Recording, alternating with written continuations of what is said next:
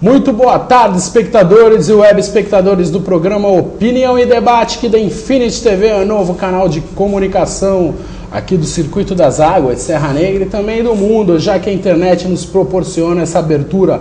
Hoje, quarta-feira, dia 10 de agosto, ao vivo, 16 horas e 8 minutos, uma concorrência desleal do jogo da seleção brasileira, né, Daniel? Verdade, Roger, sem dúvida. Mas desliga a TV ou abaixa e vamos falar de educação, que é muito mais interessante. Pô, jogador de futebol tá tudo milionário lá já. Vamos falar aqui sobre educação, que é um assunto primordial aqui para o nosso futuro.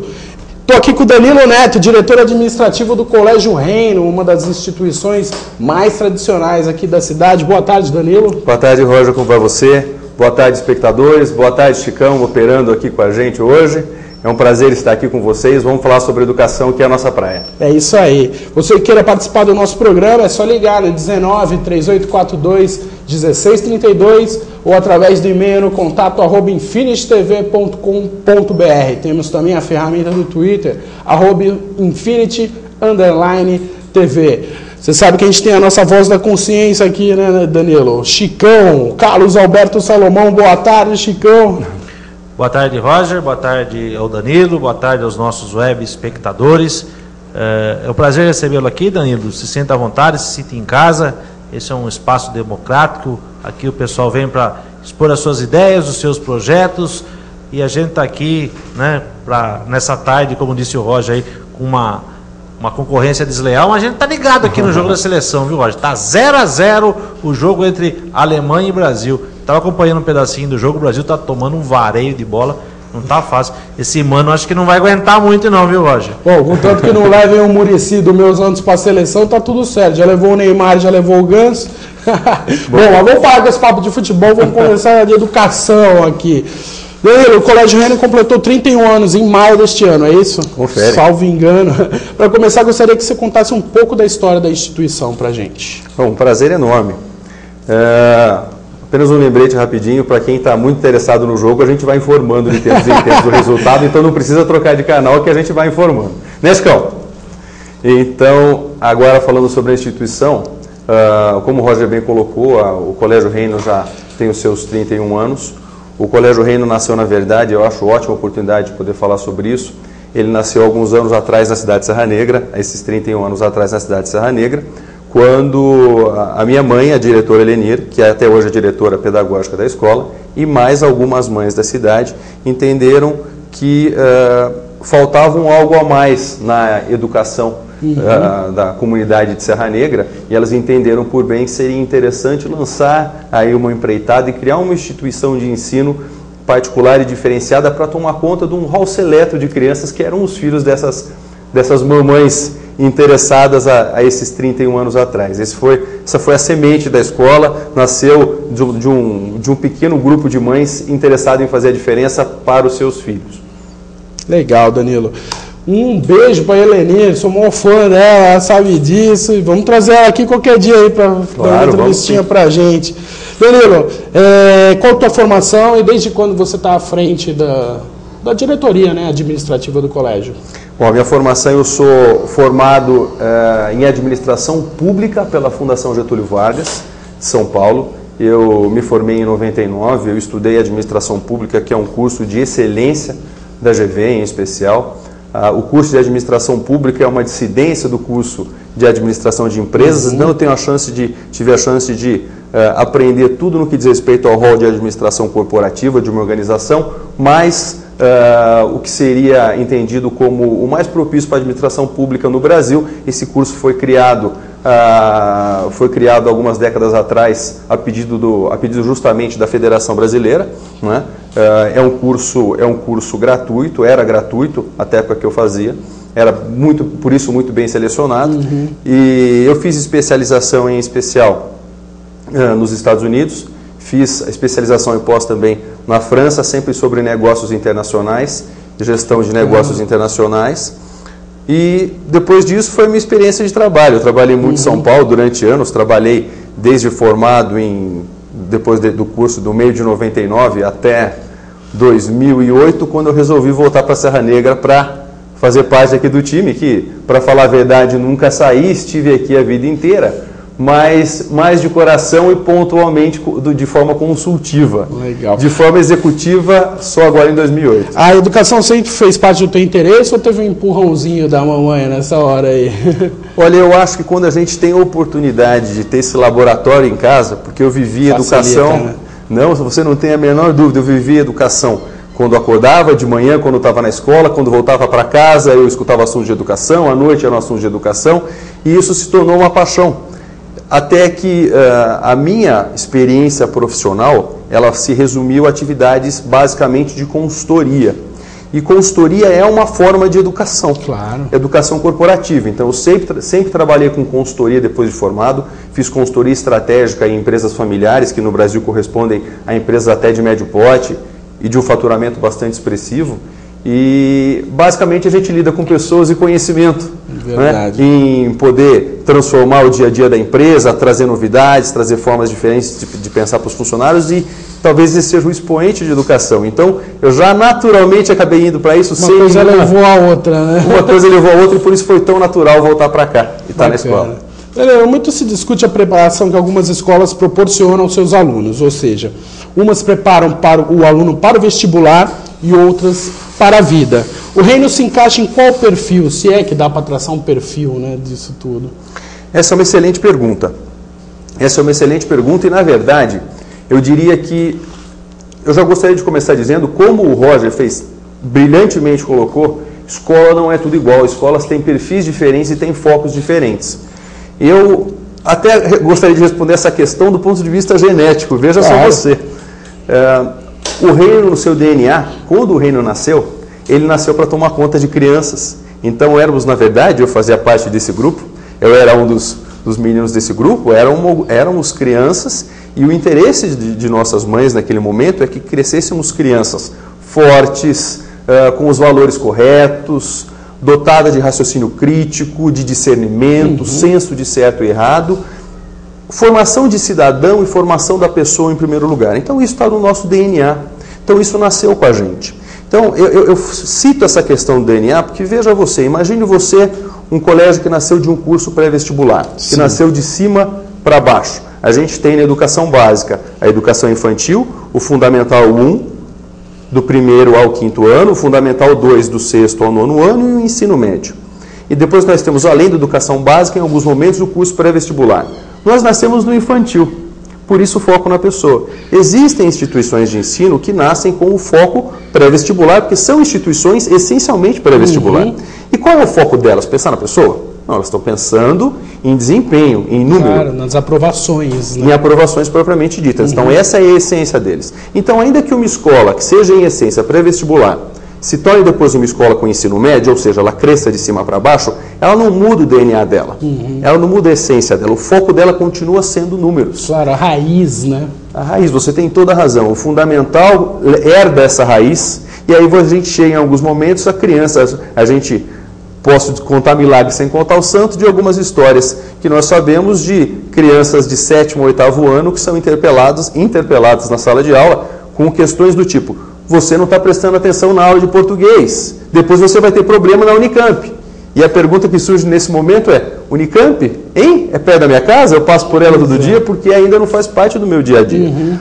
Antes de formarmos o candidato, nós formamos a pessoa. Então, feita essa consideração, eu gostaria de dizer que não é um jogo de exclusão. A gente não escolhe preparar ou o candidato ou formar a pessoa. Eu diria que na escola a nossa missão é formar a pessoa.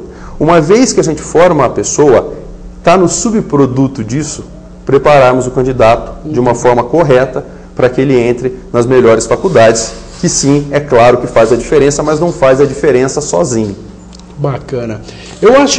A gente estava vindo de Águas hoje, eu e o Chicão. Eu queria que ele comentasse para você. A filha dele estuda no Reino também.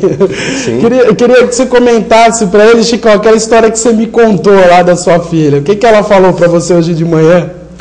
A gente se surpreende a cada dia, né, Danilo? A gente vê as crianças e eu acho que é a evolução da espécie, aquilo que eu costumo dizer, né? Porque o homem vem evoluindo e eu acho que os filhos, né, que vêm vindo são um pouquinho mais inteligente do que a gente. A minha esposa falou assim para mim: cuidado, vai devagar, hein? A minha filhinha de 4 anos falou assim: Mãe, ele vai devagar, ele é cauteloso. Que bonitinho, pois é. Uma menina de 4 anos, né? Usar a palavra cauteloso, eu achei muito engraçado isso daí. Então, pois é, as crianças de hoje elas são expostas a uma massificação de informação. Não só a televisão, mas evidentemente pelo maior de todos os canais, que é um canal de autosserviço, que é a internet. Não bastam revistas, televisão, rádio, a internet é um conduíte com infinitos canais, ou inúmeros canais, e as crianças têm acesso a tudo isso, né? E eu acho que na nossa época a gente assistia, talvez Rede Globo demais, mas hoje em dia eles têm uma infinidade de outros canais que chegam pra gente também, não só pela internet, como Discovery Kids, Cartoon Network, e que eventualmente tem um conteúdo mais apropriado do que só assistir Cavaleiros do Zodíaco, Caverna do Dragão, coisa da nossa época que a gente assistia. Pior que é mesmo. Hoje tem mais liberdade de escolha até, né? Do que na nossa época. Na nossa época era muito aquela TV aberta, só não tinha TV a cabo, né? Sim, é verdade. Daniela, acredito que como você também não fez parte da geração em que as escolas públicas eram maiores e mais conceituadas que as privadas, né? Na sua visão, o que se deu para ver essa troca de conceito? Que hoje as escolas públicas, infelizmente, perderam um pouco, né, da essência de antigamente. É verdade, eu diria o seguinte, antigamente, e Serra Negra foi um celeiro não diferente disso, em que estudar em escola pública era, na verdade, uma honra e um desafio, porque era difícil. Estudar em escola particular, às vezes porque não teve vaga, ou porque você não morava próximo o suficiente de uma escola pública, ou porque outras questões qualquer, mas em termos de qualidade de ensino, a escola pública era muito boa. O que aconteceu hoje em dia é que políticas públicas, é muito difícil não resumir a isso, políticas públicas não muito felizes, e eu diria que não são políticas públicas no que diz respeito a especialistas traçando programas adequados, porque especialistas nós temos, mas acontece que quando a gente cai na seara de várias esferas políticas, no municipal, no estadual e no federal, tentarem agir, ainda que com voz dos especialistas, quem age são os políticos. Exatamente. E a gente tem toda a deturpação de um sistema que não corresponde ao que inicialmente foi planejado, e a gente vê a situação da educação como está. Como, por exemplo, o projeto de progressão continuada, que é um projeto de recuperação do aluno, com base, idealizado como ele foi pensado, a cada 2 anos, com um tempo correto para recuperar o que o aluno tenha perdido, mas que hoje em dia se transformou em algo muito diferente que todos nós percebemos e sentimos, inclusive. É um absurdo, a gente tem alunos de 8º ano aí que não sabem ler. É muito séria essa história, né? E você acha que os nossos políticos, os governantes, têm interesse em formar alunos com senso crítico? Olha, é muito difícil responder essa pergunta, porque intuitivamente, para mim, a resposta é óbvia e direta. Eu diria que é muito mais fácil conduzir quem não tem senso crítico. É muito triste ouvir isso. Mas o que a gente sabe é que os países que se desenvolveram, e aí entra uma questão importante, da dicotomia do que é interesse particular, partidário, do que é interesse público real. O que é interesse público real é o interesse do desenvolvimento da nação, seja na esfera estadual, federal, do ponto de vista municipal, na nossa comunidade, mas o interesse público real é o do desenvolvimento da nossa nação como um todo. Agora, quando a gente começa com interesses partidários ou políticas pessoais de desenvolvimento para se manter determinado partido no poder ou para se manter determinado grupo específico no poder, a gente tem essas deturpações, essas depreciações de valor que são absolutamente complicadas. Eu acho que sempre vale lembrar o exemplo, para mim esse exemplo é ótimo, vale lembrar o exemplo do final do milagre econômico no Brasil, que foi a época do final dos anos 60, começo dos anos 70, do governo Médici, em que o Brasil vivia o milagre econômico. E nesse mesmo momento nós somos países no que diz respeito à renda per capita e em relação à PIB, nós éramos países irmãos da Coreia do Sul. E aí o que acontece? Nós tínhamos um PIB muito semelhante, nós tínhamos uma estrutura social muito semelhante, mas aí aconteceu uma coisa. A Coreia resolveu investir maciçamente em educação, e isso aconteceu.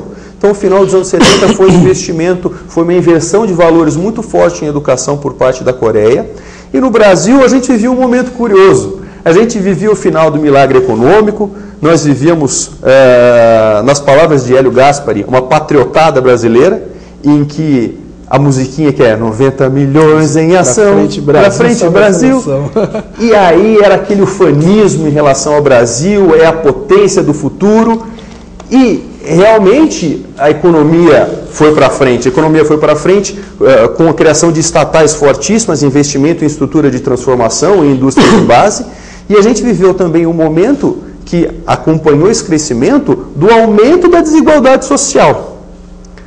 Então, mais desigualdade social, mais gente sem educação, não só no sentido de etiqueta, mas no sentido da base mesmo, de base, o que é muito triste, e que não demorou muito para a gente começar a ver, sem surpresa, um monte de período inflacionário, uma sequência de planos econômicos e pacotes que se seguiram por anos a fio, que só foi estabilizado décadas depois numa situação em que, passados os anos, esse investimento da educação da Coreia criou um país, tamanha potência, com Hyundai, com Kia, com LG, que deu um salto enorme, né? Hoje, em matéria de economia mundial, a Coreia deu um salto enorme daquela época para cá, né? Não, você está corretíssimo. E veja, e que isso culminou, inclusive, na construção do porto de Busan, que é o 5º maior porto do mundo, responsável pela escoação de toda essa geração de valor agregado que a Coreia se propõe a fazer. E o interessante é notar em todo esse entremeio que não é só uma questão de educação, é uma questão em si de política. Eu não venho aqui para falar de política, mas é muito difícil dissociar um valor do outro. Veja você, que para se construir um porto como o de Busan, isso não foi construído em 2 anos. Então não foi construído em um mandato. Isso foi construído em 20 anos. 4, 5 mandatos diferentes, com países se invertendo no poder, mas com uma missão em comum, que é o bem da nação. E essa questão é uma questão, às vezes, difícil de se ver no Brasil, num país em que a gente vê acontecer uma coisa, é muito triste dizer isso, e eu não me refiro a Serra Negra, a nenhuma cidade especial, eu me refiro ao país, porque isso é uma questão nacional, de dizer o seguinte: a gente vive num país que responsáveis políticos mandam pintar a praça e podar a grama só para poder trocar a placa de inauguração da praça e mostrar que foi outra pessoa que fez. Exatamente. Isso não é a nossa cidade, isso é o nosso país, ele é assim. Então, e às vezes é até triste. E isso que é notoriamente para angariar voto para uma eleição próxima, né? Não, a gente sabe. Você está certíssimo. Essa é a realidade que a gente vive, infelizmente, política. E a educação, que está, claro, baseada em todas as definições políticas, sofre com isso também, porque às vezes interesses pontuais partidários acabam prevalecendo sobre uma visão de longo prazo. Porque quando o especialista traça um programa de longo prazo, aquilo não foi à toa, foi com base em estudo, foi com base em desenvolvimento, com base em muita análise, muita estatística, e aquilo tem que perdurar. Se você pega esse estudo, se você pega esse planejamento, aplica 30% dele, troca o poder político, joga o plano na gaveta, ou troca o plano de nome e muda as diretrizes, obviamente a gente não vai ter o mesmo resultado e a gente vai ter algo que não funciona. E a gente está falando de economia, tal, política, hoje a gente também está com uma situação econômica estabilizada, digamos assim, né? Sim. Em compensação, as políticas educacionais eu acho que também não andaram muito junto com essa estabilidade econômica. Isso porque a gente tem alguns fundos que é para ser investido em educação, tipo o BNDES, por exemplo, né? Você acha que está tendo um investimento maciço em educação? O que falta, assim, na tua visão, para o governo massificar mesmo o investimento na educação no país, Danilo? Olha, eu diria que se por um lado é importante se investir em educação, por um lado é importante se prezar em educação de qualidade. Quando a gente fala em educação, a gente está falando desde a educação do nível básico, que é educação infantil, o fundamental e o médio, até a educação superior, ensino superior. E a gente sabe que E até na formação de professores, né? Sem dúvida. Não, foi brilhante esse seu adendo, porque se a gente for olhar para a política hoje, para as diretrizes do governo federal, do que é se investir em educação, se reverter o cenário educacional que a gente tem para algo mais, para um padrão mais elevado, os 3 pilares são investir em educação infantil, que é universalizar crianças na escola, seja em escola, seja em creche, mas ampliar a abrangência que a educação infantil hoje tem em nível nacional.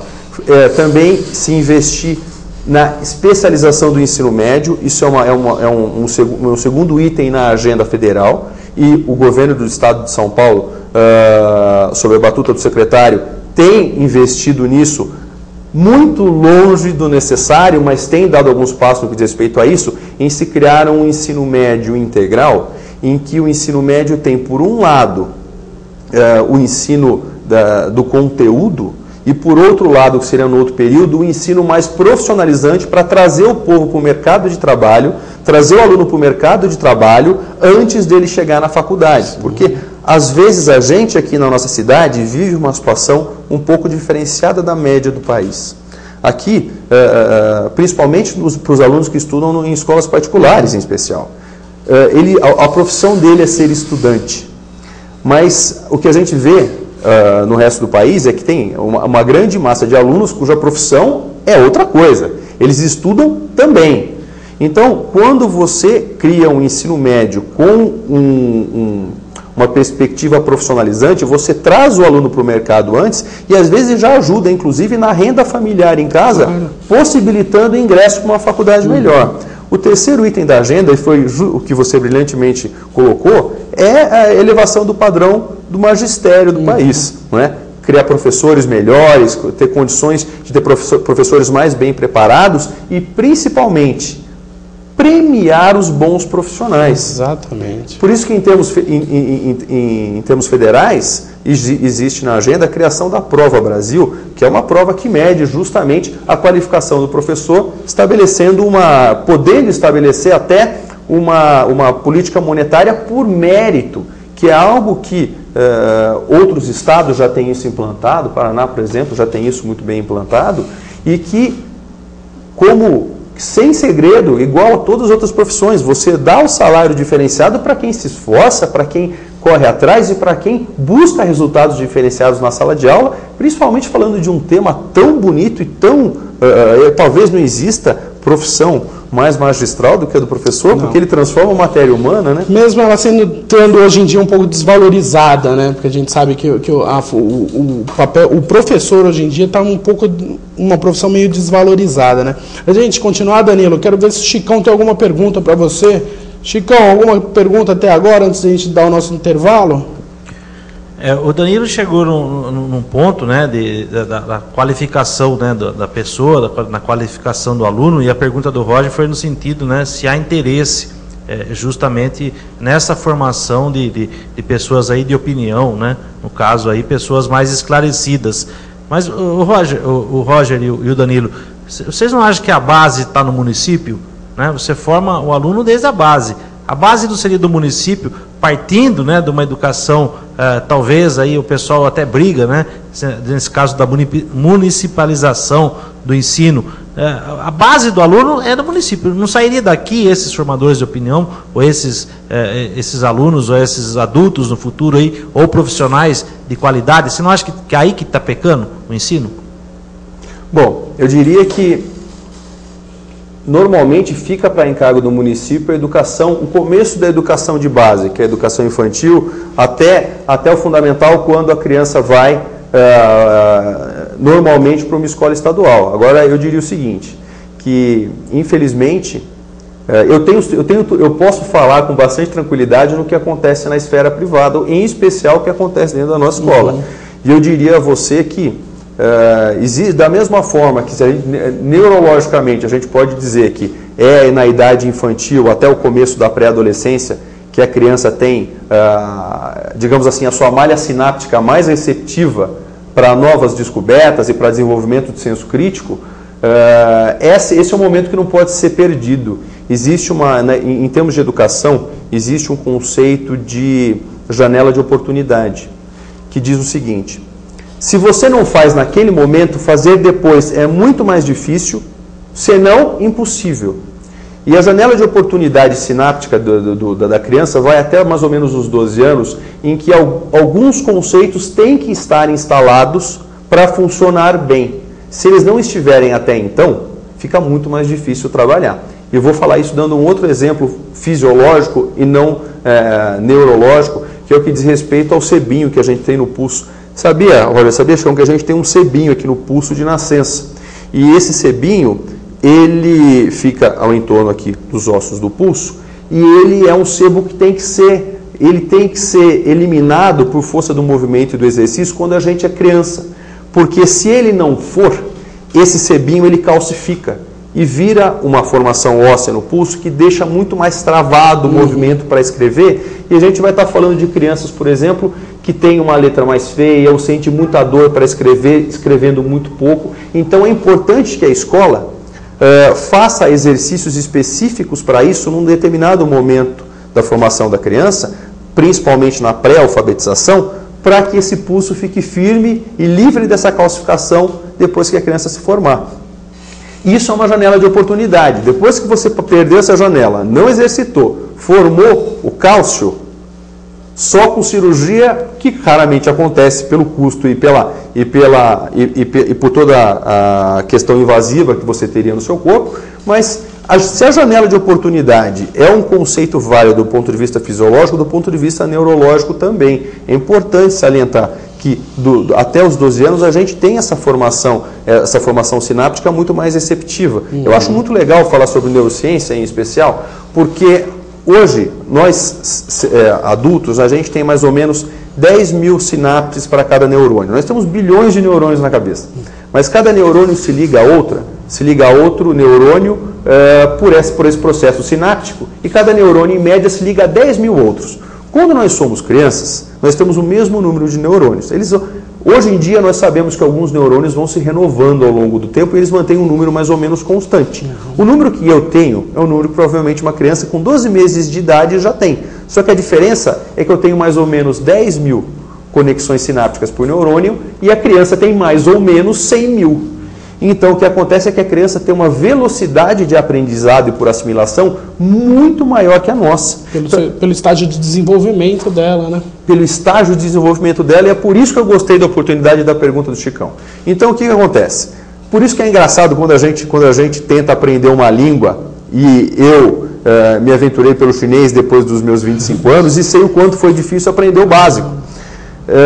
Agora, você imagina, você vai para a China, e você vai em escola. Eu tive a oportunidade de passar um tempo na China e fui visitar escolas e empresas, e lá é normal crianças falarem o chinês. Eu fui para Taiwan, e em Taiwan as crianças falavam o taiwanês da ilha, o mandarim tradicional, falavam inglês, e algumas escolas a criança aprendia uma outra língua ocidental, já pensando no fluxo de trabalho ocidentalizado. Então você pega uma criança de 6, 7 anos que fala 3, 4 línguas, e a gente, para aprender a segunda língua depois de velho, é um martírio, é difícil.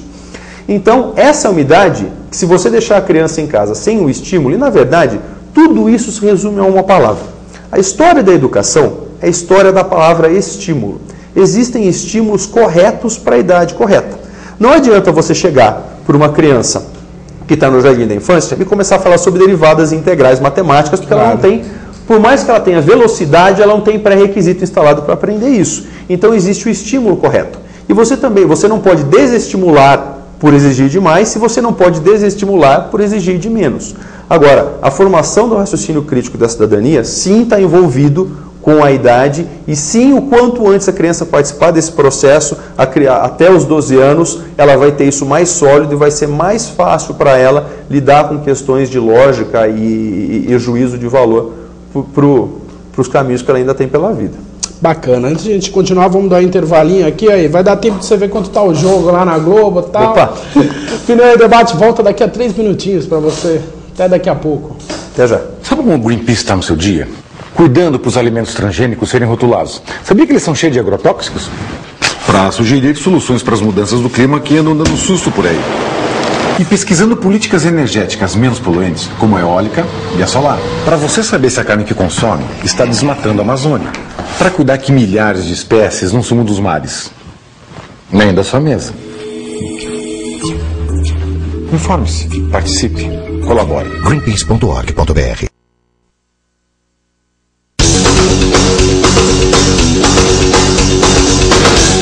O jornalismo me escolheu aos 16 anos de idade. Embora minha paixão seja o impresso, creio que eu estou apto para esse novo desafio. Minha formação é letras, mas estou envolvido no jornalismo há muito tempo, o que endossa minha aptidão para notícias. A internet hoje está muito mais difundida do que outros veículos de comunicação, só ter a noção de escolha. Ao mesmo tempo que há um leque de coisas boas para serem vistas, tem muita porcaria, mas isso é em qualquer segmento. Notícia, opinião, música e afins. Nossa pauta será feita pelo dia a dia, de forma direta e linguagem fácil. Nada de arcaísmos e rabo preso. Aqui é pau no gato, parceiro. Notícias do cotidiano, interatividade, entrevistas, tudo isso e um pouco mais você pode encontrar aqui, todos os dias, a partir das 16 horas, no programa Opinião e Debate, aqui na Infinity TV.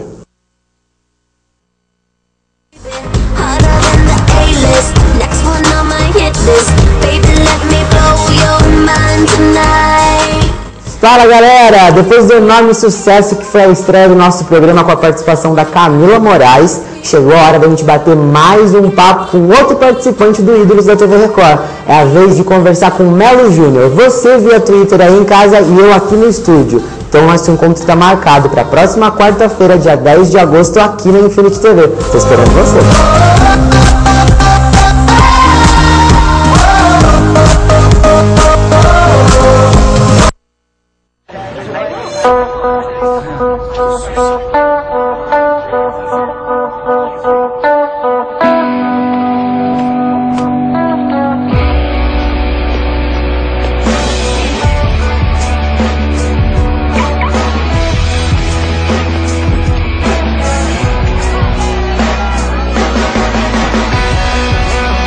De qual dos dois você quer estar? Drogas destroem você e o seu futuro. Tem como ajudar só pôr a sacola aqui dentro? Pô, o cara ficou de ajudar lá. As pessoas são muito inconscientes. Ô, querido, por favor. O rapaz ficou lá de ajudar aí. Não... Tá sozinho aí? É. Vamos fechar só essa parte aqui, Dal? Pô, velho, você tá de tiração comigo, né, mano? Que isso, cara? Brincadeira comigo, mano? Ah, mas o que tá aí? Vamos pedir respeito com o negócio? Você tá me tirando?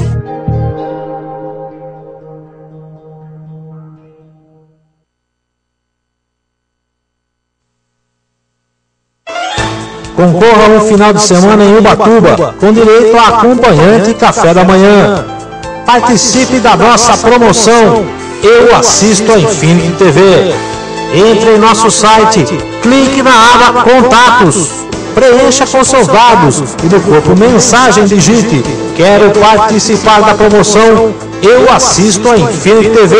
Aí é só clicar em enviar. Pronto, você já está concorrendo. Sorteio dia 30 de agosto, ao vivo, durante o programa Opinião e Debate. Oferecimento, revista Guia do Turista e Hotel Vila de Capri.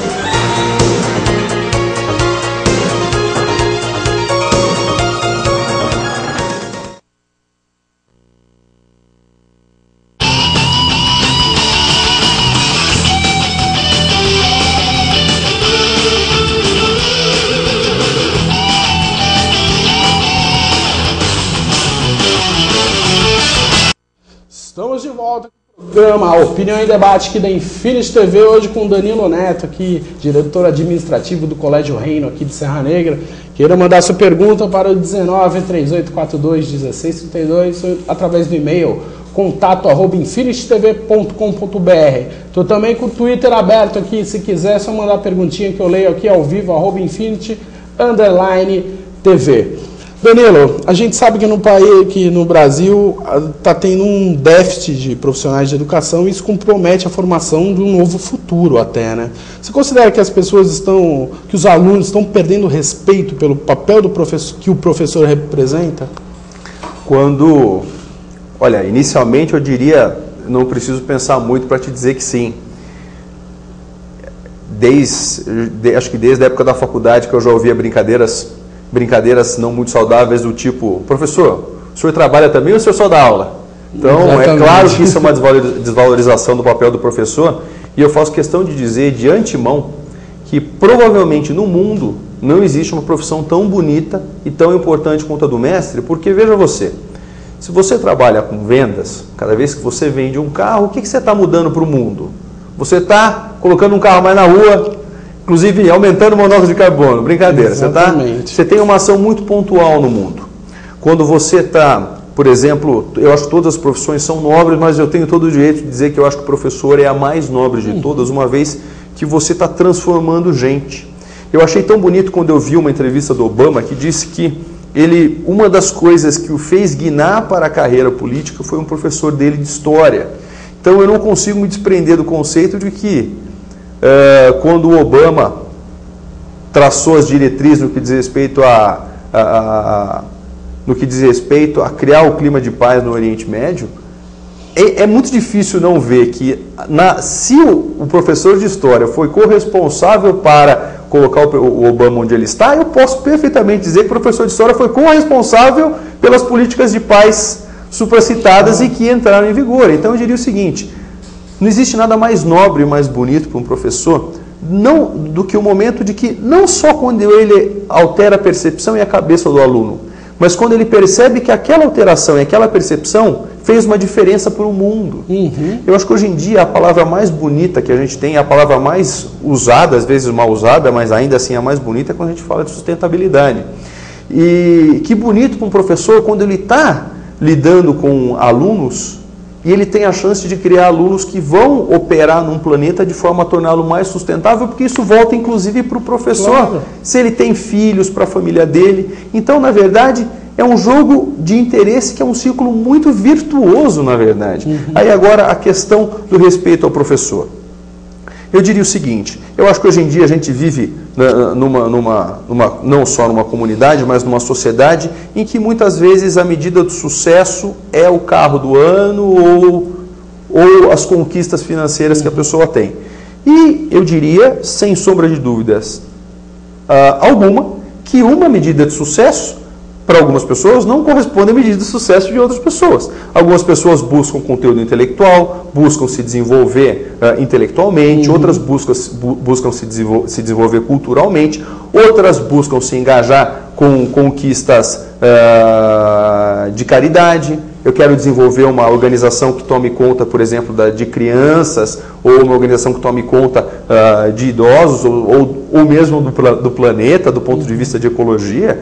E, de repente, existe uma visão no mundo que essas não são pessoas bem-sucedidas, que eventualmente elas acabaram fazendo isso porque elas não deram conta de ganhar dinheiro. Isso me parece muito tacanha. Pois é, o materialismo hoje está no topo da cadeia, né? Sim, ele está. E já está na hora de descer, já está na hora de descer faz algum tempo.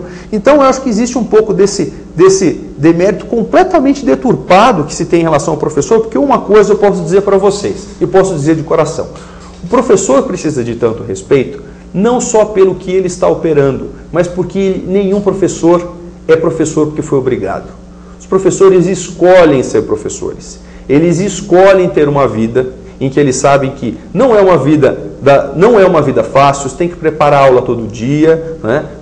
Os melhores profissionais têm sempre essa rotina de preparar a aula, de dar o seu melhor, de ler, de buscar novos conteúdos, de trazer novidade para os alunos, de fazer uma aula instigante, motivadora, apaixonante. E esses professores, eles se voltam para isso e eles não se voltam para conquistas materiais. E ele tem que ser julgado pelo que se voltou e pelo que ele se dedica de verdade a fazer. Afinal de contas, tão lindo e tão importante e fundamental. Eu acho que às vezes a gente se vê inserido num contexto de internet e acha que tudo se resolve com tecnologia. Então agora tem ensino à distância, tutor eletrônico. Ninguém vai substituir o professor na sala de aula, ninguém vai substituir o olho no olho, ninguém vai substituir o carinho, ninguém vai substituir o entendimento particular que o professor tem de cada aluno. E o envolvimento do professor com o aluno, né? O tete-a-tete ali, né? Você tem toda a razão, esse envolvimento não vai ser substituído e ele tem que ser valorizado cada vez mais. Bacana. Gente, você estava falando de tecnologia, o que a tecnologia ajudou a educação? E o que atrapalhou também, já emendando? Uma ótima pergunta. Eu diria o seguinte, não dá para se falar em educação nos dias de hoje sem falar na participação que a educação pode ter nela. Não do ponto de vista substitutivo, se tirar alguma coisa para entrar só a tecnologia, mas a se somar, a se adicionar, a se complementar. Eu diria o seguinte, hoje na escola em especial, todas as salas de aula, elas têm computador, elas têm projetor multimídia, elas têm internet, e é um instrumento de pesquisa importante. Eu diria o seguinte, até ano passado, nós tínhamos uma sala de multimídia na escola que os professores eventualmente usavam. Mas era muito difícil acomodar esse esquema, porque primeiro que todos os professores queriam usar. E não existe a aula multimídia e a aula não multimídia. Isso não existe. O que existe é a aula pedagogicamente apropriada para aquele assunto, de forma que o entendimento dos alunos seja mais claro. Então, esse é um ferramental que tem que estar à mão do professor a todo momento. Então, disciplinas diferentes têm coeficientes de uso de tecnologia diferentes. Então, por exemplo, o professor de matemática usa equipamentos eletrônicos. A lousa eletrônica que a gente tem na escola em todas as salas também. Mas o professor de matemática, ele precisa do quadro negro ou quadro branco, na escola é acrílico, então é branco, ele precisa do quadro branco para desenvolver o raciocínio de equação, fórmulas, passo a passo com os alunos, e o ambiente eletrônico nisso atrapalha. Mas quando a professora de biologia, ela quer falar de como está a condição climática no Oriente Médio, não tem nada mais interessante para o aluno do que você abrir o Google Earth na tela, clicar no Oriente Médio. Em tempo real. Em tempo real. Você vê o mundo rodando, aquilo vindo para a tela. Você começa a falar de condições ambientais, climáticas, faz ênfases políticas no que diz respeito ao mapa mundi, tudo real. Isso gera um impacto para o aluno e isso facilita o aprendizado. Eu acho que, nesse momento, é justo fazer a seguinte consideração. Essa geração de alunos de hoje, eles têm uma característica diferente do que nós tínhamos quando éramos estudantes. Os alunos de hoje, não só os que estão na escola agora, que recém-formados até da faculdade já conta. Essas pessoas que viveram a internet de uma forma tão premente, no que diz respeito ao seu dia a dia, e esse, curiosamente, é um dos grandes desafios da educação de hoje, que mais para frente eu pretendia falar também, é que hoje em dia as pessoas têm um problema com falta de foco. Eu tenho muita coisa para ver, eu tenho muita coisa para fazer, eu tenho tudo para ver fazer na internet, eu tenho MSN, eu tenho Facebook, eu tenho Orkut, eu tenho o celular com tudo isso interligado e fico mandando mensagem o tempo inteiro. Então eu tenho mais do que eu vejo na televisão. Então a quantidade de informação é tão massiva e tão intrusiva na vida da pessoa que isso automaticamente gera uma falta de foco que faz com que o aluno não tenha tempo para algumas coisas que ele deveria ter e se focar de fato em se estudar. Não é raro, para quem tem filho adolescente, pré-adolescente, ver o filho fazendo tarefa no Orkut, com o MSN ligado, assistindo Malhação e mandando mensagem pelo celular. Mandando mensagem, ouvindo música. E aí, assim, no mundo animal, eu tenho uma paródia que eu faço brincando com isso, mas no mundo animal existe um animal multifuncional, é o pato. O pato canta, o pato nada, o pato corre e o pato voa. Só que a pergunta que fica é... Não faz nada disso direito. Ele não faz nada disso direito. Então a gente tem que tomar cuidado quando a gente está em casa, para a gente não criar uma geração de pato. Que eles fazem de tudo, só que eles não sabem fazer nada direito. Exatamente. Então a nossa função é colocar foco no trabalho deles. E eu diria o seguinte, a tecnologia, além de tudo, possibilita trazer o foco da pessoa para o professor. É um outro fator que faz com que o aluno preste atenção. Lembra quando a gente é bebê e a gente vai quando vão bater foto de bebê que fazem assim? Para o bebê olhar para a foto? É um pouco parecido. Chama atenção. A tecnologia chama a atenção do aluno, captura o foco, traz esse engajamento do aluno na aula, e isso é muito interessante. E além desse engajamento, a gente tem conteúdos que... aulas que seriam muito mais demoradas se fossem dadas pelo método apostilado, quando você mostra, se existe a máxima que uma imagem vale mais que 1000 palavras, ela tem que ser usada. Exatamente. Mas o que eu acho importante dizer, sempre com o fim pedagógico. Tecnologia não se resume a fogo de artifício. Não é para fazer showzinho, é para ter foco pedagógico. Se não está servindo para o aluno aprender mais, está servindo para o aluno aprender menos e para distrair a atenção dele, não serve. Tecnologia boa é tecnologia que ensina. Bacana. Acabou de chegar 2 perguntas aqui pela internet, a gente está falando de tecnologia, tudo. Uma delas é do Felipe Bellini Pereira, ele estuda História lá na Unesp de Assis. E o irmão dele até estuda no Reino, está na 6ª série e estuda no Reino, o irmão dele. Sobre esse tema do aluno se concentrar e absorver ao máximo a qualidade dele, foi estudada por Howard Gardner, que desenvolveu a teoria das inteligências múltiplas, sim, hoje tão importante. Como você avalia isso e se o Reino tem algo para colocar isso na escola? Essa sua questão é fundamental. Hoje em dia, antes de mais nada, boa tarde, muito obrigado pela sua pergunta, muito obrigado pela possibilidade de resposta. E eu diria para você que, hoje em dia, nenhum educador moderno se atreveria a desenvolver um conteúdo de aula sem falar da questão de inteligências múltiplas, né?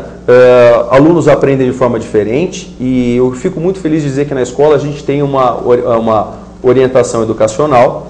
Não só, a gente não tem só coordenação na escola, a gente tem orientação educacional, é uma outra função só para analisar questões individuais de aluno, porque, na verdade, o que é bonito no que diz respeito ao professor, e eu vou chegar no seu ponto, é que o professor, diferente do palestrante, ele não fala, joga a bomba e vira as costas, porque o palestrante pode fazer isso. Eu falo do jeito que eu quero, o que eu quero, entenda quem entender, a minha missão está cumprida. O professor, ele vai muito mais além. O professor, ele dá a aula, só que ele tem que se preocupar com a individualidade de cada um. E tem aluno que aprende melhor auditivamente, tem aluno que aprende melhor visualmente, sinestesicamente. Então, existem N formas, e justamente por isso inteligências múltiplas, e a sua pergunta é ótima, né? Justamente por isso que a tecnologia, inclusive quando ela é usada, ela é um artifício a mais para explorar inteligências múltiplas, mas o que é importante se dizer, os professores, os profissionais, eles são preparados para esse tipo, de abordagem, não é só chegar, falar, porque tem professor que a gente vê por aí, às vezes, que faz assim, o professor explica, o aluno levanta a mão e fala, professor, eu não entendi. Aí o professor fala assim, tá bom, e explica de novo a mesma coisa do mesmo jeito. Do mesmo jeito, ele não tem alternativas, né? O aluno é fácil. O aluno não vai entender. Uhum. Se ele já não entendeu da primeira, não adianta você insistir. Então o professor tem que ter a percepção de qual a natureza da deficiência individual daquele aluno. Então, os professores são preparados para saber que, por exemplo, alunos que têm alguma dificuldade em entender quando você está escrevendo, vai ler a prova, fazer uma prova oral com o aluno, que pelo simples fato da entonação do português, o aluno sabe a resposta. É tão interessante ver isso quando você pega um aluno que lê a pergunta e fala, eu não sei a resposta. Você pega a prova dele, lê a questão para ele e ele te responde.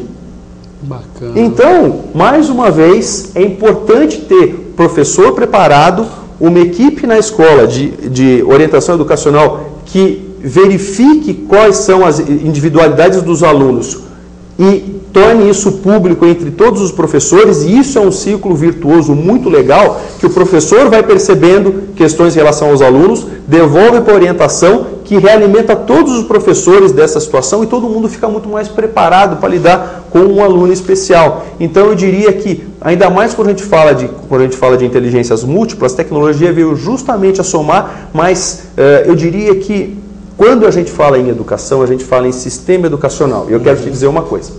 Sistema educacional, a palavra sistema, ela é incompreendida às vezes. Sistema não é um sinônimo de tecnologia. Sistema é um sinônimo de recursos, tecnologia, pessoas e principalmente processo, metodologia. Sistema é aplicar as coisas corretas no momento correto, com a metodologia apropriada para buscar um resultado. Então a escola tem sistema.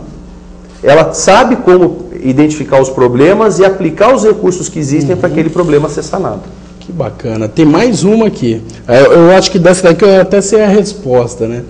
Moisés de Camargo, jornalista, assessor de imprensa aqui da prefeitura, um abraço, bodão. Tudo bem, Moisés? Meu amigo. Muito se fala sobre educação à distância, que a gente até comentou na primeira parte da entrevista. Você acredita que o professor será substituído pela máquina? Muito obrigado pela oportunidade de responder essa pergunta.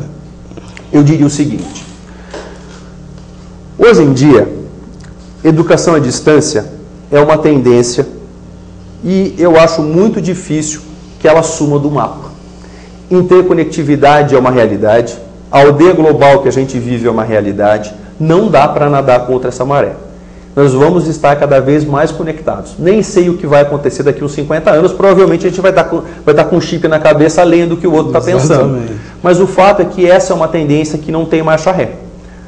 Agora, no que diz respeito à educação à distância, eu gostaria de dizer o seguinte: existe educação à distância e existe educação à distância. Você fazer um curso de extensão, certo? Sobre um assunto específico e que não requeira nenhum pré-requisito para o seu entendimento, como por exemplo, eu quero ver se eu arrumo pela internet um curso de fotografia que explique como segurar a câmera, os melhores ângulos. Eu até acho que você pode ter algum resultado com isso, pelo fato do curso não ter nenhum pré-requisito.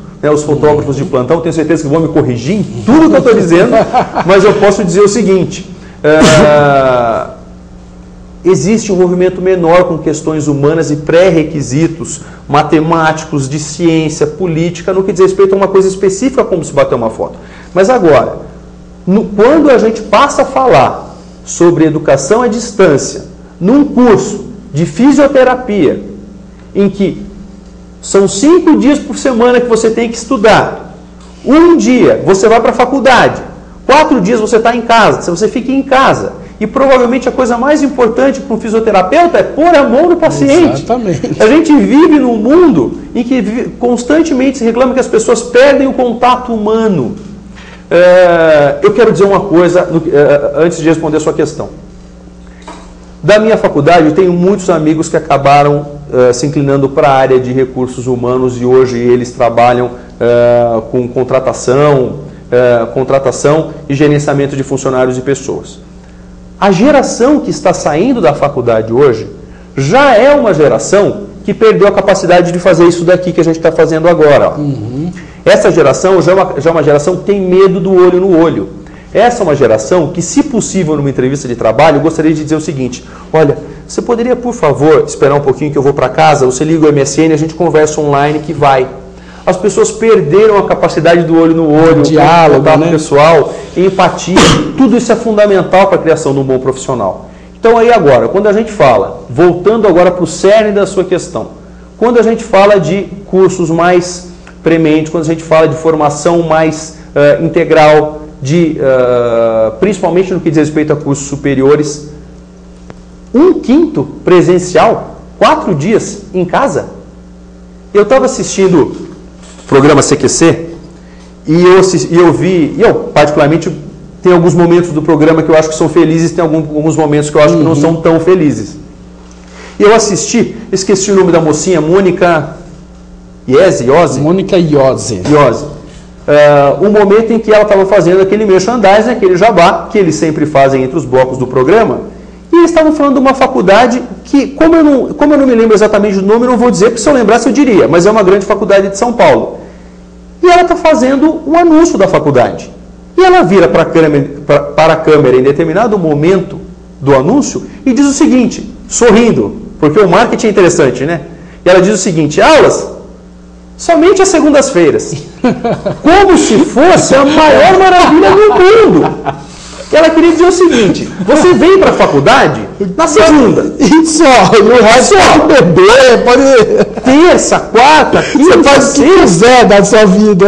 Assim, a gente já conhece do meio universitário que o diretório acadêmico é um convite para a não aula quando você está no prédio da escola. Quando você não está no prédio da escola, tem algo de errado. E eu gostaria de ir além. Se a gente está falando de ensino superior, calcule o problema quando a gente fala de educação básica. A gente tem no país o Ministério da Educação e a gente tem um órgão que faz a ponte da sociedade civil para o Ministério, que se chama Conselho Nacional da Educação, que também está sob a batuta do senhor Fernando Haddad, que é o nosso ministro da Educação. E o Conselho Nacional da Educação já tem aprovado um projeto de lei permitindo 20%, 1/5 das aulas do ensino médio dadas à distância. Se perguntar a minha opinião, eu diria, isso não faz o menor sentido. Você pode imaginar um aluno de ensino médio no primeiro ano tendo a possibilidade de estudar parte do conteúdo em casa? Você acha que isso de verdade vai construir um país melhor, um país mais forte? Então, quanto a isso, eu sou absolutamente contra. Algumas escolas particulares acharam isso fantástico, pelo simples fato de que elas poderiam fazer o quê? Reduzir custo. Eu pego 20% da minha carga de professor, a maior carga de custo da escola, de uma escola, é mão de obra, é professor. Se eu pego no meu ensino médio 1/5 dos meus custos e corto, do ponto de vista de resultado da escola, isso é ótimo. Mas do ponto de vista de dever ético? Claro. Assim, não importa se o Conselho Nacional da Educação canetou o sim. Sim, eu acho que o nosso norte do que é ético e do que é justo, do que é funcional, vai muito além de interesses políticos de quem está sentado em Brasília. Então, respondendo a sua pergunta, querido amigo, aliás, saudade de você, é um tempo que não conversamos. Eu diria que, focado, o ensino à distância é muito interessante. Para outras questões, tais quais a gente conversou aqui agora, eu sou absolutamente contra. Bacana. Danilo, como é formado o corpo docente do Colégio Reino, ou seja, que é levado em consideração na hora de contratar um profissional? Eu diria o seguinte, a resposta tradicional seria principalmente o que ele conhece do conteúdo, a experiência que ele tem na sala de aula. Isso é o que toda escola faz. Qual a experiência que você tem com sala de aula, qual a experiência que você tem com essa faixa etária que a gente precisa que você se envolva, tenha envolvimento, e também o domínio que ele tem da disciplina. Mas na escola, a gente tem uma coisa a mais. E é um truque, isso é um truque para a gente na hora da entrevista, verificar isso, e todos os professores da escola, todos os mestres da escola, carinhosamente têm essa característica, e é difícil explicar, mas aqui no interior tem um nome, e eu vou falar inclusive com o sotaque carinhosamente caipira da terra que eu pertenço. O truque para se contratar o bom professor peça para ele te dar uma parte de uma aula, assista, e procura uma coisa, procura um elemento. Sabe qual é esse elemento? Brilho nos olhos. Brilho nos olhos. Você procura o brilho nos olhos. Se o professor tem brilho nos olhos, ele tem muita paixão por que ele está fazendo. E normalmente, muitos professores têm mesmo. Justamente pelo que é bonito ser professor. Então você entrevista o professor. Assim, os nossos professores da casa já são professores há algum tempo. Temos poucos professores novos, mas o truque de toda a entrevista para se trazer pessoas que vistam a camisa adequadamente, que para a gente, pessoas que servem são pessoas que são tão apaixonadas pela educação quanto a gente, que sejam preparadas, mas não só preparadas, apaixonadas como a gente. Então esse é o truque. Beleza. Nossa, quando o papo é bom, passa voando, né, Danilo? E antes de eu fazer minha última pergunta, eu quero passar a bola para o Chicão. Chicão, alguma pergunta, algum comentário até agora? O que um nobre mortal pode perguntar, né? Eu não tenho nem palavras para agradecer a presença do Danilo. Eu acho que foi brilhante em tudo aquilo que ele falou. Eu tenho lá minha filha mais velha que estuda na escola, tenho a minha irmã que dá aula. Isso que ele falou aí no final, eu posso atestar a você, viu, Danilo, que a minha irmã tem esse brilho no olho porque ela gosta daquilo que ela faz. Você pode ter certeza disso que eu tô lhe dizendo. Não, eu tenho. É só agradecer mesmo a sua presença. Eu estou aqui. Realmente prestei bastante atenção na entrevista, aprendi muito, isso você pode ter certeza que valeu muito para mim a sua entrevista aqui na Infinity TV. Só para informar também, Roger, que a Alemanha acaba de fazer 1-0 num pênalti mandrake, viu? Não foi pênalti coisa nenhuma. Eu acho que o Muricy vai assumir a seleção. Um abraço a todos. Vai assumir a seleção e afundar o meu Santos, né? Mas tudo bem. Danilo, ficou faltando um monte de coisa para a gente falar aqui, mas eu já deixo aqui outro convite para você, numa outra oportunidade, vir aqui. Vai ser um prazer. De várias coisas. Para fechar aqui, qual o principal problema que você enfrenta ao se administrar uma escola privada? Excelente pergunta. Excelente pergunta. Eu diria o seguinte. todos os pais e professores, todo mundo que está na escola com a gente no dia a dia, sabe que a gente tem uma característica marcante acima de todas as outras, que é transparência. Eu, em essência, teria um problema muito grande para ser político, porque eu sou extremamente transparente, inclusive fisiologicamente falando. Se eu fico consternado com algo, todo mundo sabe, é evidente. E eu diria o seguinte,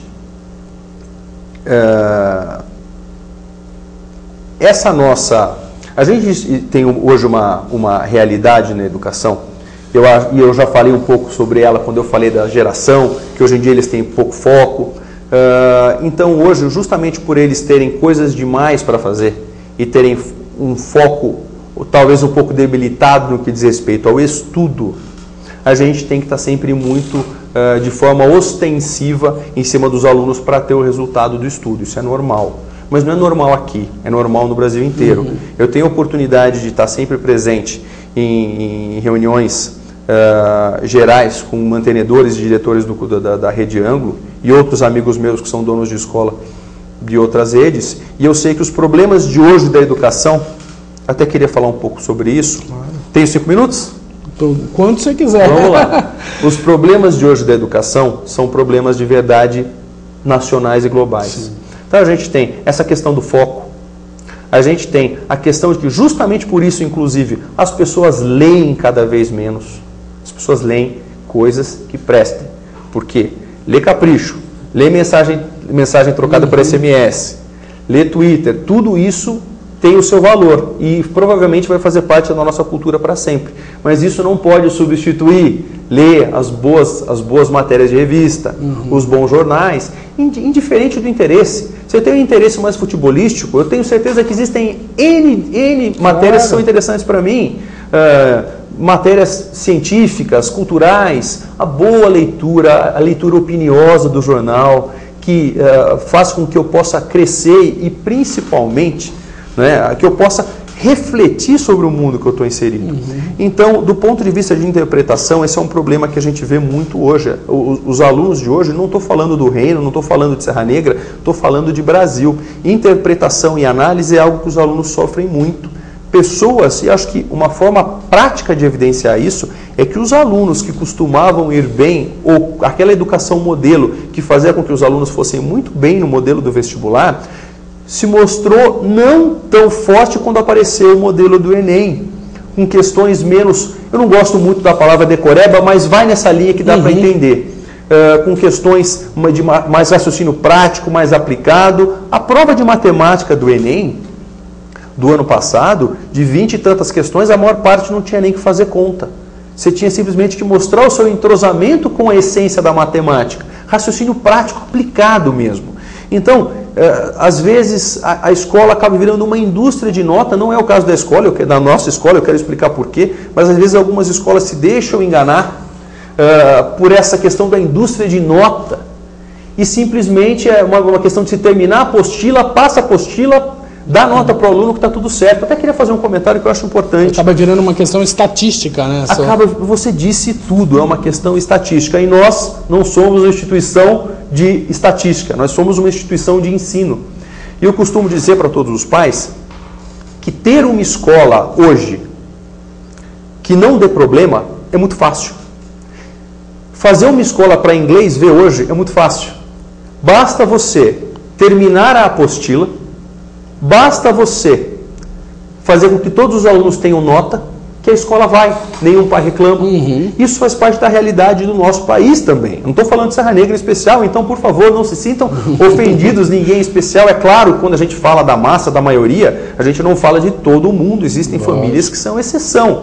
Mas a verdade é que, quando a gente fala de apostilado, por exemplo, sempre que a gente fala de aquisição de conhecimento, seja numa escola ou seja em qualquer outra situação, a gente fala de duas dimensões. Existe a dimensão da abrangência de conteúdo, em termos de apostila, capítulo 1, capítulo 2, capítulo 3, se eu estivesse falando de física, cinemática, termodinâmica, ótica, magnetismo, e além desta abrangência de conteúdo, existe a profundidade com que eu vou falar cada conteúdo.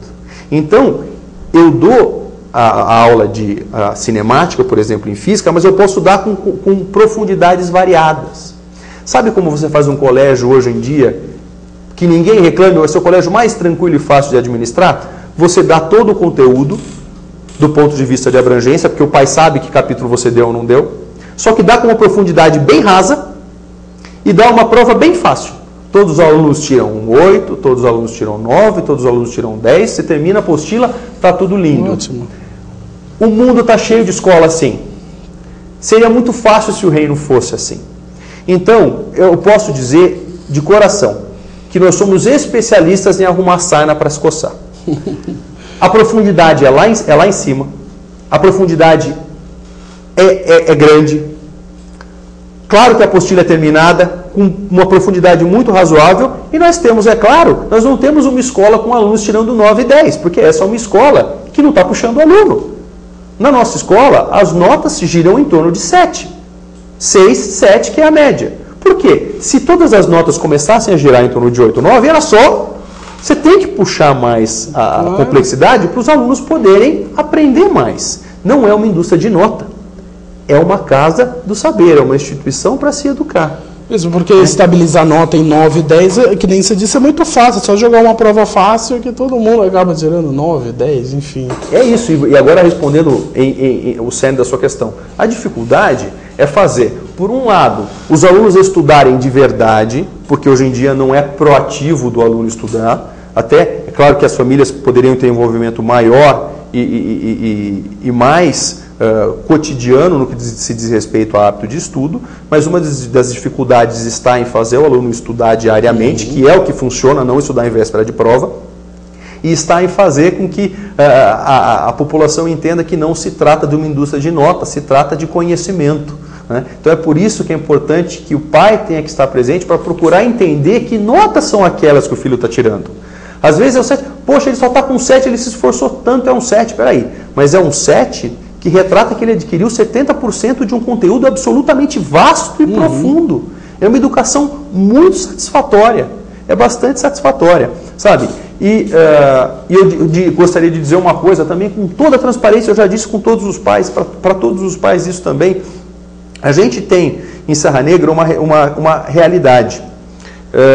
O mundo está mudando.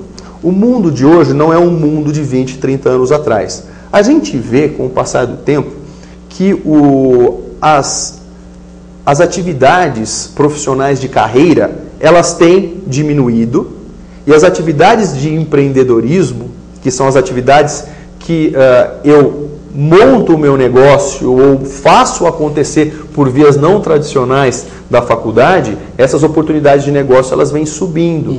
Então, e Serra Negra é um ótimo celeiro para falar disso, porque Serra Negra em si é um celeiro de excelência de empreendedores.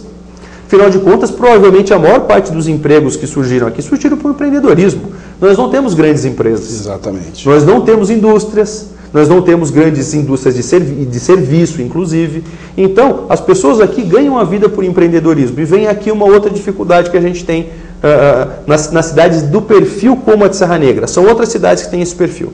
Mas quando a gente está em Amparo, quando a gente está em Itapira, a gente tem uma população basicamente formada, em sua maioria, por funcionário de empresa, funcionário de banco ou profissional liberal, dentista, advogado, que tem para deixar para o filho como herança a casa, o carro e principalmente o quê? Educação. Em cidades com uma veia muito empreendedora como Serra Negra, e existem N outras cidades absolutamente idênticas a Serra Negra e o perfil é exatamente o mesmo, o pai deixa uma coisa a mais para o filho. Ele deixa um negócio. E quando ele deixa um negócio para o filho, é natural do ser humano encostar. Falar, eu já tenho um meio de vida. E automaticamente as pessoas se motivam menos para estudar. Então, o que a gente briga constantemente, é uma briga boa, saudável, divertida, com pais, conversando, com reunião. O que a gente se esforça muito é que os nossos alunos tenham ambição e sonho. E que eles não vivam de passado, porque isso é museu, mas eles vivam dos seus próprios sonhos. Então, esses são os 3 problemas maiores da escola. Só que agora, você me deu a oportunidade de falar dos problemas, mas eu gostaria de falar como a escola aplaca os problemas. Né? Eu diria o seguinte, hoje em dia, está no site da escola, O lema da escola e isso não é para inglês ver, porque o dia a dia da escola corresponde a isso, Colégio Reino, escola de vencedores. Porque para a gente, isso também está no site da escola. A nossa missão é formar vencedores, não preparar candidatos. Nós não preparamos candidatos, nós formamos vencedores. E o conceito de vencedor para mim é importante. Eu acho bacana ter a chance, agradeço muito a você, Roger, a você, Chicão, eu agradeço muito a chance de poder explicar no nosso conceito o que é vir a ser vencedor. Vencedor é aquela pessoa que tem um sonho, identifica o sonho, sabe como fazer para chegar lá, corre atrás, busca, batalha e faz acontecer. Isso é um vencedor. Vencedor para mim não é sinônimo de rico, de bilionário. Você pode, se o seu sonho é ser um empresário, assim seja. Se o seu sonho é abrir uma ONG, cuidar de criança, cuidar do verde, esse é seu parâmetro de sucesso e ser vencedor. Ser um músico, dançarino de carreira, tanto faz. O que eu diria é o seguinte, ser vencedor não depende só de intelectualidade. Intelectualidade, que é a sua primeira pergunta de hoje, que é o que separa a escola de formação da escola de vestibular. E eu estou falando a essência da escola de formação. A escola de formação, que é o caso do Reino, entende que para se formar uma pessoa e para se formar um vencedor, você tem que trabalhar intelectualidade, você tem que trabalhar inteligência emocional e você tem que trabalhar a visão holística de mundo. Intelectualidade é o que as escolas, bem ou mal, dizem que fazem. E a gente, no que diz respeito à intelectualidade, a gente deu um passo a mais. Além das aulas tradicionais, a gente tem agora, e isso faz parte do novo projeto da escola, nós estamos implementando oficinas para trabalhar as temáticas da manhã, à tarde, livre da apostila. Então, à tarde a gente tem oficina de lógica matemática, oficina de ciências políticas e econômicas, a gente tem uma oficina exclusiva de ciências naturais aplicadas, oficinas de desenvolvimento e interpretação de texto, que é uma oficina que eu, dou aula, né? Essa é a nossa forma de trabalhar mais a intelectualidade, que continua sendo só uma perna. Trabalhar inteligência emocional e visão de mundo é fundamental. Claro. Até para saber a individualidade de cada aluno, né? O espaço que ele compõe dentro da sociedade, né? Porque é diferente, né? Cada o espaço que compõe dentro da sociedade. Né? Você está certíssimo. E trabalhar, isso que você colocou, para mim está muito afim no que diz respeito à visão de mundo. Inteligência emocional para a gente é importante e não é papinho. Inteligência emocional é fazer com que o aluno... Eu quero que alguém me conte se existe algum vencedor no mundo, alguém que venceu, que batalhou, tinha um sonho, perseguiu e venceu algum sonho.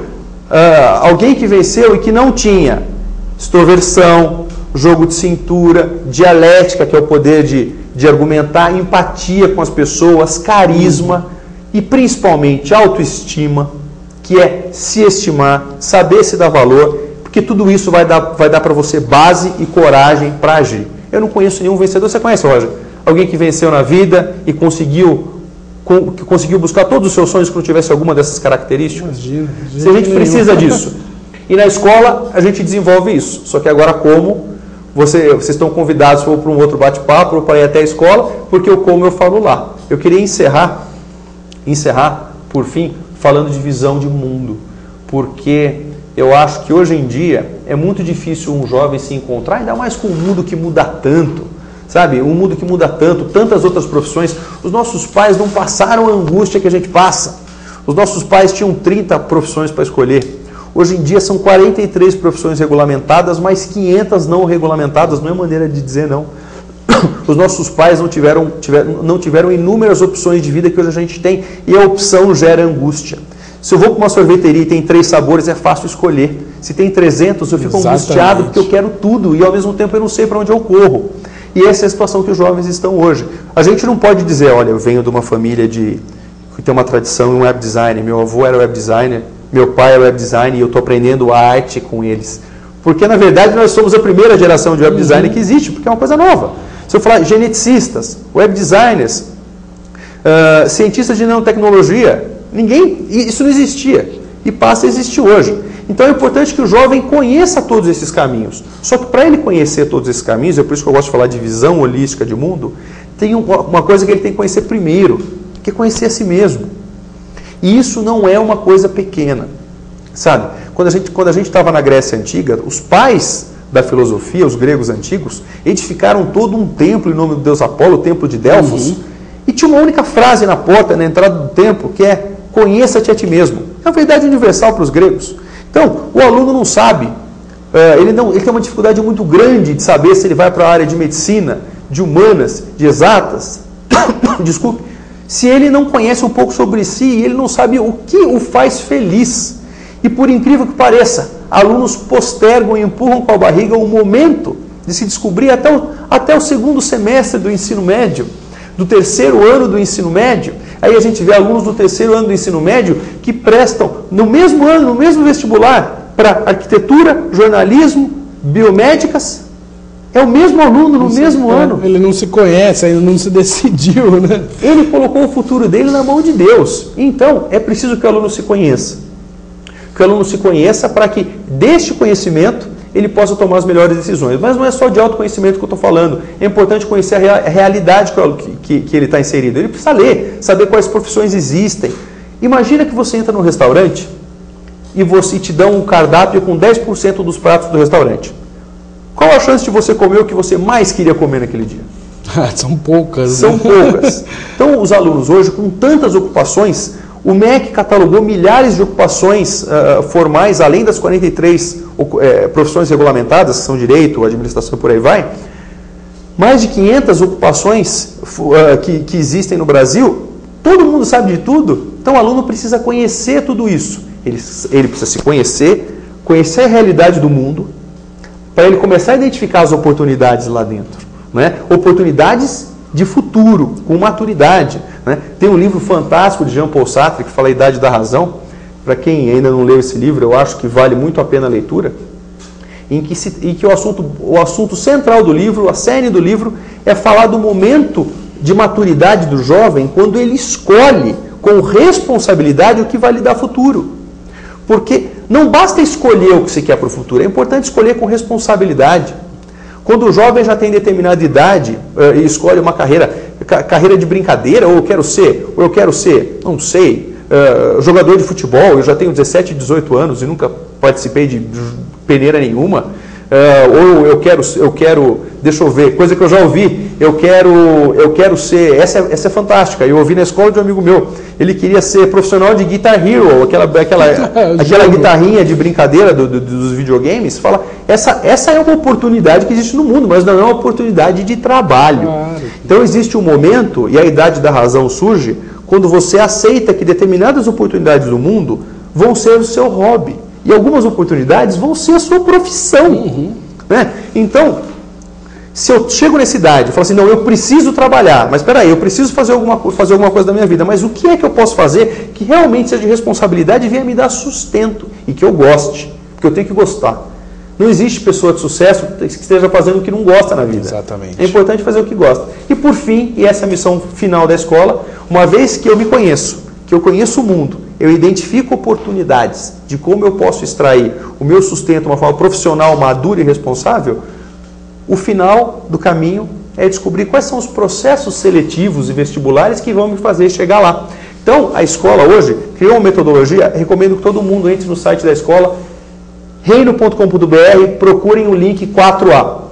Por isso, em razão disso tudo, que o Reino criou a metodologia de ensino 4A, que é aprender o conteúdo, aplicar o conteúdo na prática, aperfeiçoar a personalidade e ampliar a visão de mundo. Porque a gente entende que quando a gente tem tudo isso, intelectualidade, inteligência emocional e visão de mundo holística, ou seja, integrada, a gente tem um vencedor. Se a gente tem alguém estudando só pensando em vestibular e que uma escola que só prepare a pessoa para o vestibular e não se preocupe com a pessoa, não se preocupe nem com o que ela quer, só se preocupe em resultado, a gente vai entrar numa coisa. Desculpe, finalizando com uma estatística. A gente vive hoje, observatoriouniversitario.org.br é um órgão afiliado e que usa informações do IBGE, absolutamente verdadeiras e estatísticas. Eu acho que vale a pena todo mundo conferir. A gente vive um momento do país, Roger, muito curioso, em que a média nacional é de que, pasme você, em torno de 68% das pessoas que se formaram nos últimos 10 a 15 anos não trabalham na área em que se formaram. 32% trabalham. 68% não. Isso significa que 68% das pessoas que se formaram nos últimos anos jogaram tempo e dinheiro pela janela, porque escolheram o curso errado, escolheram por fatores errados. É interessante ver, e esse estudo estatístico fala tudo disso, que quando a gente fala das ocupações regulamentadas pelo MEC, administração, engenharia, direito, por aí vai, o índice é de 54% de pessoas que deixaram a área em que se formaram. 54% de pessoas empreendedoras, que são os taxistas, jornalistas, os vendedores de cachorro-quente, biólogos. E quando a gente fala das ocupações não regulamentadas, o número é ainda maior, né? Que gera essa média alta de 68% de abandono do estudo superior. Então, o que a gente entende é, se a gente for olhar para a estatística e a gente não fizer nada a respeito, a maioria aumentando essa estatística. Essa estatística não tende a melhorar. Então, o nosso trabalho é fazer com que 100%, é uma ambição grande, eu sei, mas que os nossos alunos sejam felizes e que eles queiram fazer o que vão lhes fazer felizes, porque ninguém vai ser obrigado a fazer nada. Não, eu tenho que fazer isso porque dá dinheiro. É uma péssima escolha. Não, você vai fazer o que lhe faz feliz, o que a sua paixão interior lhe move a fazer, porque você vai colher os melhores frutos em relação a isso, mas além disso, que também, evidentemente, que tem uma oportunidade razoável no mercado de poder se estabelecer um sustento, porque ninguém vive de cabana e de vento. Então, a missão da escola é essa. Eu fico muito satisfeito em poder contar um pouco do trabalho que a gente faz, bem superficialmente, porque nós teremos outros encontros, né, Roger? Com certeza. Fica aqui de antemão já o convite para você, para o espaço está aberto aqui para vocês. Muito obrigado. É um enorme prazer esse bate-papo aqui, porque falar de educação é sempre legal e sempre pertinente em qualquer momento, né, Danilo? Obrigado pela presença. Um prazer enorme. Obrigado, Roger. Obrigado, espectadores. Obrigado, Chicão. Um prazer estar aqui. Um abraço a todos vocês. Tenham uma boa tarde. E vamos Brasil, né? Que ainda tem jogo. Pois é. Programa Opinião e Debate volta amanhã às 16 horas aqui na Infinity TV. Um abraço.